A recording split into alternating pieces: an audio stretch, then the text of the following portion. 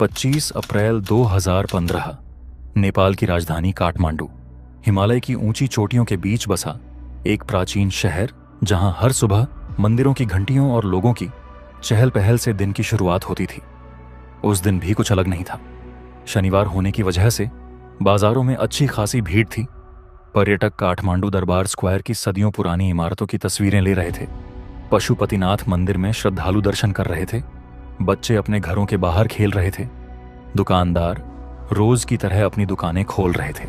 सब कुछ बिल्कुल सामान्य दिखाई दे रहा था, लेकिन किसी को अंदाजा नहीं था कि कुछ ही मिनटों बाद पूरा नेपाल ऐसी तबाही देखने वाला है जिसे आने वाली पीढ़ियां भी नहीं भूल पाएंगी। हिमालय, दुनिया की सबसे ऊंची पर्वत श्रृंखला, लेकिन बहुत कम लोग जानते हैं कि यही पर्वत दुनिया के सबसे खतरनाक भूकंप क्षेत्रों में से एक भी है। हर साल भारतीय टेक्टोनिक प्लेट उत्तर की ओर बढ़ती है और यूरेशियन प्लेट से टकराती रहती है। यही टक्कर धीरे धीरे हिमालय को और ऊंचा बनाती है, लेकिन इसके साथ ही धरती के अंदर अपार ऊर्जा भी जमा होती रहती है। ये ऊर्जा वर्षों तक चुपचाप जमा होती रहती है और फिर एक दिन सिर्फ कुछ सेकंड में बाहर निकलती है। नेपाल के लोगों के लिए भूकंप कोई नई बात नहीं थी। छोटे छोटे झटके यहां अक्सर महसूस किए जाते थे, लेकिन 25 अप्रैल 2015 कुछ अलग था। धरती के नीचे करीब 15 किलोमीटर की गहराई में सैकड़ों वर्षों से जमा हो रहा दबाव अब अपनी सीमा पार कर चुका था। उधर काठमांडू में लोग अपनी रोजमर्रा की जिंदगी में व्यस्त थे। किसी की शादी की तैयारियां चल रही थीं, कोई परिवार छुट्टियां मनाने आया था, तो कोई माउंट एवरेस्ट की चढ़ाई के लिए निकल चुका था। हजारों लोग अपनी जिंदगी के सबसे सामान्य दिन की शुरुआत कर चुके थे, लेकिन घड़ी की सुइयां धीरे धीरे 11:56 की ओर बढ़ रही थीं और उसी समय धरती के नीचे कुछ ऐसा होने वाला था जो सिर्फ नेपाल ही नहीं, पूरी दुनिया को हिलाकर रख देगा। सुबह धीरे धीरे दोपहर की ओर बढ़ रही थी। काठमांडू की सड़कों पर लोगों की भीड़ पहले से बढ़ चुकी थी। पर्यटक ऐतिहासिक दरबार स्क्वायर में सदियों पुराने मंदिरों और महलों की तस्वीरें खींच रहे थे। दुकानों में ग्राहकों की आवाजाही जारी थी। पशुपतिनाथ मंदिर में श्रद्धालु पूजा अर्चना कर रहे थे। ऊपर से सब कुछ बिल्कुल सामान्य दिखाई दे रहा था, लेकिन धरती के लगभग 15 किलोमीटर नीचे दो विशाल टेक्टोनिक प्लेटें एक दूसरे पर लगातार दबाव डाल रही थीं। यह दबाव कोई घंटों या दिनों से नहीं, बल्कि सैकड़ों वर्षों से जमा हो रहा था और अब उसकी सीमा खत्म होने वाली थी। सुबह 11:56 अचानक धरती के भीतर एक तेज कंपन हुआ। पहले कुछ लोगों को लगा कि शायद उन्हें चक्कर आ रहा है, लेकिन अगले ही पल पूरी जमीन जोर जोर से हिलने लगी।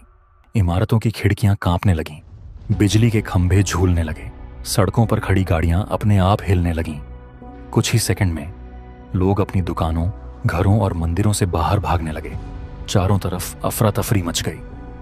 भूकंप की तीव्रता 7.8 थी। हिमालय के नीचे जमा हुई ऊर्जा अब एक झटके में बाहर निकल चुकी थी। धरती इतनी तेजी से हिल रही थी कि कई लोग ठीक से खड़े भी नहीं हो पा रहे थे।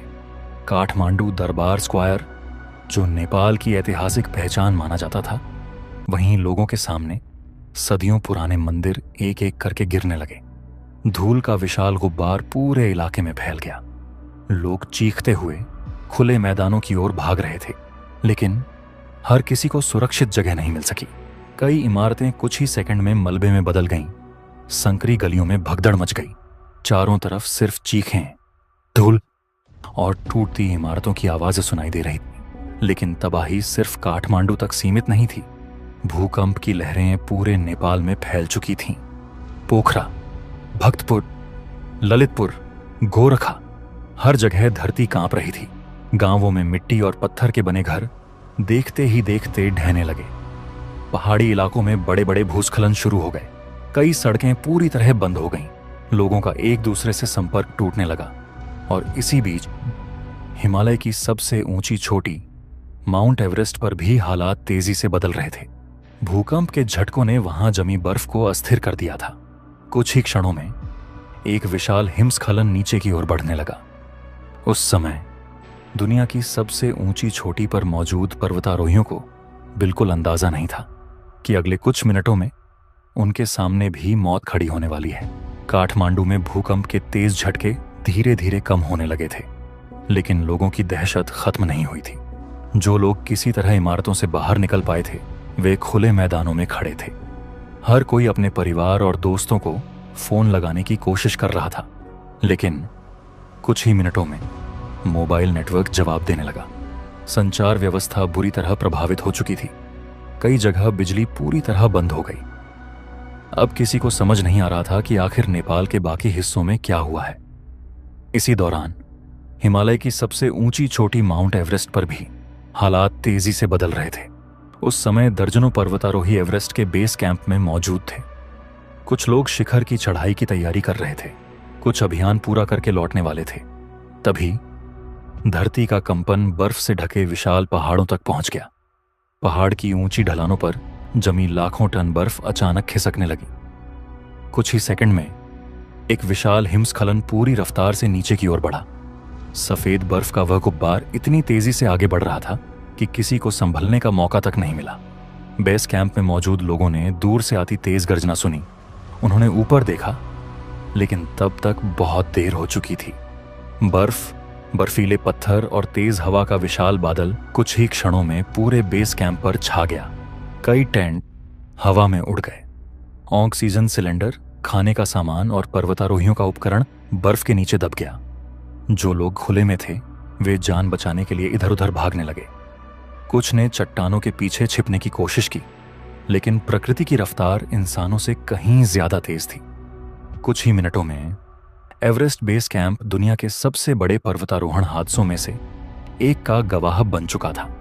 उधर नेपाल के गांवों और शहरों में भी हालात लगातार बिगड़ रहे थे। कई अस्पताल खुद क्षतिग्रस्त हो चुके थे। डॉक्टर खुले मैदानों में घायलों का इलाज करने लगे।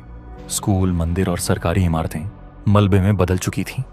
जो लोग बच गए थे, वे अपने हाथों से पत्थर हटाकर मलबे में दबे लोगों को निकालने की कोशिश कर रहे थे। लेकिन मुसीबत अभी खत्म नहीं हुई थी। मुख्य भूकंप के बाद ही एक के बाद एक आफ्टर शॉक आने लगे। हर नए झटके के साथ पहले से क्षतिग्रस्त इमारतें और कमजोर होती चली गईं। जो लोग किसी तरह मलबे से बाहर निकले थे, वे दोबारा अंदर जाने की हिम्मत नहीं कर पा रहे थे। अब पूरी रात हजारों परिवार खुले आसमान के नीचे बिताने वाले थे। लेकिन सबसे बड़ी चुनौती अभी सामने आनी बाकी थी, क्योंकि नेपाल के कई पहाड़ी गांव पूरी तरह दुनिया से कट चुके थे। कहीं सड़कें टूट चुकी थीं, तो कहीं भूस्खलन ने पूरे रास्ते बंद कर दिए थे। नीचे मौजूद लोगों को नहीं पता था कि पहाड़ों में कितने लोग फंसे हुए हैं, और पहाड़ों में फंसे लोगों को नहीं पता था कि मदद उन तक कब पहुंचेगी। भूकंप आए कई घंटे बीत चुके थे, लेकिन नेपाल के हजारों लोगों के लिए समय जैसे थम गया था। जहां तक नजर जाती, वहां सिर्फ टूटी हुई इमारतें, धूल से भरी सड़कें और मदद के लिए पुकारते लोग दिखाई दे रहे थे। कई लोग अब भी मलबे के नीचे फंसे हुए थे। कुछ लोग अपने हाथों से पत्थर हटाकर अपनों को बचाने की कोशिश कर रहे थे, लेकिन हर गुजरते मिनट के साथ उम्मीद कम होती जा रही थी। उधर नेपाल सरकार ने पूरे देश में आपातकालीन राहत अभियान शुरू कर दिया। सेना के जवान सबसे पहले प्रभावित इलाकों की ओर रवाना हुए, लेकिन राहत कार्य आसान नहीं था। कई सड़कें पूरी तरह टूट चुकी थीं। बड़े बड़े भूस्खलनों ने पहाड़ी रास्तों को बंद कर दिया था। कई गांव ऐसे थे जहां तक पहुंचने का अब कोई रास्ता ही नहीं बचा था। कुछ जगहों पर हेलीकॉप्टर ही एकमात्र सहारा थे, लेकिन खराब मौसम और ऊंचे पहाड़ हर उड़ान को जोखिम भरा बना रहे थे। धीरे धीरे इस आपदा की खबर पूरी दुनिया तक पहुंच गई। भारत, चीन, अमेरिका, ब्रिटेन और कई दूसरे देशों ने तुरंत सहायता भेजने का फैसला किया। भारत ने सबसे पहले बड़े स्तर पर राहत अभियान शुरू किया। भारतीय वायुसेना के विमान राहत सामग्री और बचाव दल लेकर नेपाल पहुंचने लगे। इस अभियान को नाम दिया गया ऑपरेशन मैत्री। भारतीय सेना, एनडीआरएफ, डॉक्टर, इंजीनियर और राहत कर्मी दिन रात लोगों को बचाने में जुट गए। काठमांडू एयरपोर्ट पर लगातार राहत विमान उतर रहे थे। दवाइयां, खाना, पानी, टेंट और जरूरी सामान तेजी से प्रभावित इलाकों में भेजा जाने लगा। लेकिन सबसे मुश्किल काम था मलबे के नीचे दबे लोगों को जिंदा निकालना। बचाव दल हर आवाज पर रुक जाते। कभी किसी बच्चे की हल्की सी पुकार सुनाई देती, तो कभी किसी घायल की दस्तक। कई लोगों को घंटों की मेहनत के बाद सुरक्षित बाहर निकाला गया, और जब भी कोई जिंदा मिलता वहां मौजूद हर व्यक्ति के चेहरे पर उम्मीद लौट आती। लेकिन हर कहानी का अंत खुशहाल नहीं था। कई जगहों पर बचाव दल को सिर्फ सन्नाटा मिला। समय बीतने के साथ मृतकों की संख्या लगातार बढ़ती जा रही थी। अस्पताल घायलों से भर चुके थे। खुले मैदान अस्थायी राहत शिविरों में बदल गए थे। हजारों परिवार बिना घर, बिना बिजली और बिना किसी निश्चित भविष्य के खुले आसमान के नीचे रहने को मजबूर थे। लेकिन मुसीबत अभी पूरी तरह खत्म नहीं हुई थी। मुख्य भूकंप के बाद दर्जनों शक्तिशाली आफ्टरशॉक लगातार आते रहे। हर नए झटके के साथ लोगों के दिलों में फिर वही डर लौट आता। जो इमारतें किसी तरह बची थीं, वे भी गिरने लगीं, और पूरे नेपाल में एक ही सवाल गूंज रहा था, क्या यह तबाही अब रुकने वाली है? भूकंप को एक दिन बीत चुका था, लेकिन नेपाल के कई हिस्सों में राहत और बचाव कार्य अभी भी जारी था। जैसे जैसे बचाव दल नए इलाकों तक पहुंच रहे थे, वैसे वैसे इस आपदा की भयावहता सामने आने लगी। काठमांडू घाटी के कई ऐतिहासिक इलाके पूरी तरह बदल चुके थे। सदियों पुराने मंदिर, महल और ऐतिहासिक इमारतें अब सिर्फ मलबे का ढेर बन चुकी थीं। नेपाल के पहाड़ी गांवों की स्थिति और भी गंभीर थी। कई गांव ऐसे थे जहां लगभग हर घर गिर चुका था। भूस्खलन की वजह से सड़कें टूट गई थीं। कुछ गांवों का संपर्क पूरी तरह खत्म हो गया था। बचाव दलों को कई जगह पैदल पहुंचना पड़ा। कहीं हेलीकॉप्टर से राहत सामग्री गिराई गई, तो कहीं सैनिक घंटों पैदल चलकर लोगों तक पहुंचे। उधर देश भर के अस्पताल घायलों से भर चुके थे। डॉक्टर लगातार बिना रुके काम कर रहे थे। अस्पतालों में जगह कम पड़ने लगी, तो खुले मैदानों में अस्थायी मेडिकल कैंप बनाए गए। हजारों लोग जिनके घर पूरी तरह टूट चुके थे, टेंटों में रहने को मजबूर हो गए। लेकिन मुसीबत अभी भी खत्म नहीं हुई थी। हर कुछ घंटों बाद धरती फिर कांप उठती, आफ्टर शॉक आते और लोग घबराकर खुले मैदानों की ओर भागने लगते।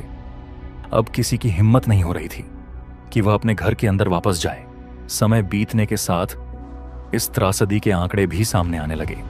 हजारों लोगों की जान जा चुकी थी, हजारों लोग घायल हुए और लाखों लोग बेघर हो गए। इतिहास में पहली बार नेपाल ने इतनी बड़ी मानवीय त्रासदी का सामना किया था। दुनिया भर से राहत सामग्री लगातार पहुंच रही थी। खाना, दवाइयां, पानी, कंबल और अस्थायी घर बनाने का सामान। हजारों स्वयंसेवक दिन रात लोगों की मदद में जुटे थे। लेकिन इस आपदा का असर सिर्फ शहरों तक सीमित नहीं था। माउंट एवरेस्ट पर आया हिमस्खलन पर्वतारोहण के इतिहास की सबसे दर्दनाक घटनाओं में से एक बन चुका था। कई विदेशी और नेपाली पर्वतारोही अपनी जान गंवा चुके थे। पूरे पर्वतारोहण सीजन को रद्द करना पड़ा। यह पहली बार था जब दुनिया की सबसे ऊंची चोटी भी इस त्रासदी का शिकार बनी। धीरे धीरे दिन हफ्तों में बदलने लगे। मलबा हटाया जाने लगा। बचे हुए लोगों को सुरक्षित स्थानों पर पहुंचाया गया। लेकिन हर टूटे हुए घर के पीछे एक अधूरी कहानी थी। किसी ने अपना परिवार खोया था, किसी ने अपना घर, और किसी ने अपनी पूरी जिंदगी की कमाई। नेपाल धीरे धीरे संभल तो रहा था, लेकिन 25 अप्रैल 2015 का वह दिन उसकी यादों से कभी मिटने वाला नहीं था। नेपाल ने सिर्फ एक भूकंप नहीं झेला था, उसने अपने इतिहास के सबसे कठिन दिनों में से एक का सामना किया था। जब राहत अभियान धीरे धीरे पूरा होने लगा, तब असली चुनौती शुरू हुई।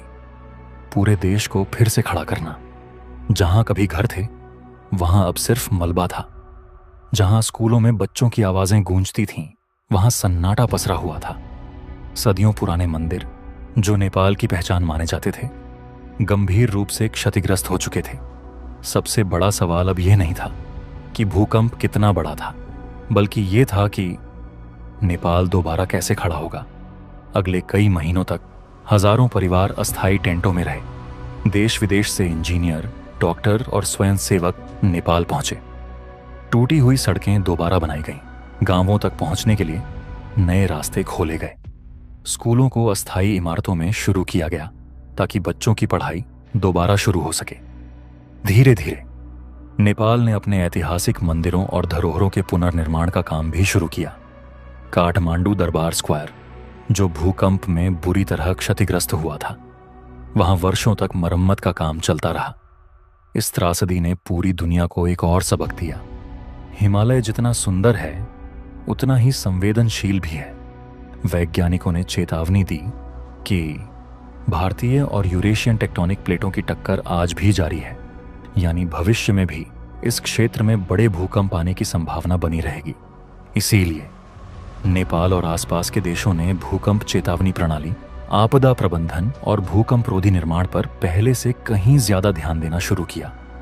आज जब कोई पर्यटक काठमांडू की गलियों में घूमता है या माउंट एवरेस्ट की ओर जाने वाले रास्ते पर चलता है, तो शायद उसे यह अंदाजा भी नहीं होता कि इन्हीं पहाड़ों और इन्हीं शहरों ने एक दिन ऐसी तबाही देखी थी जिसने लाखों लोगों की जिंदगी हमेशा के लिए बदल दी। नेपाल भूकंप 2015 में आधिकारिक आंकड़ों के अनुसार लगभग 9,000 लोगों की मौत हुई, 22,000 से अधिक लोग घायल हुए और लाखों लोग बेघर हो गए। लेकिन इन आंकड़ों से भी बड़ी थी उन लोगों की हिम्मत जिन्होंने अपने परिवार खो दिए, अपने घर खो दिए, फिर भी उम्मीद नहीं छोड़ी। 25 अप्रैल 2015 सिर्फ एक तारीख नहीं है, यह उस दिन की याद है जब 55 सेकंड के भूकंप ने पूरे नेपाल को हिला दिया और साथ ही पूरी दुनिया को यह एहसास कराया कि प्रकृति के सामने इंसान कितना छोटा है। लेकिन यह कहानी सिर्फ विनाश की नहीं, हिम्मत, एकजुटता और दोबारा उठ खड़े होने की भी है। अगर आपको यह डॉक्यूमेंट्री पसंद आई हो तो वीडियो को लाइक करें, चैनल को सब्सक्राइब करें और कमेंट में बताइए कि अगली डॉक्यूमेंट्री आप किस सच्ची घटना पर देखना चाहते हैं।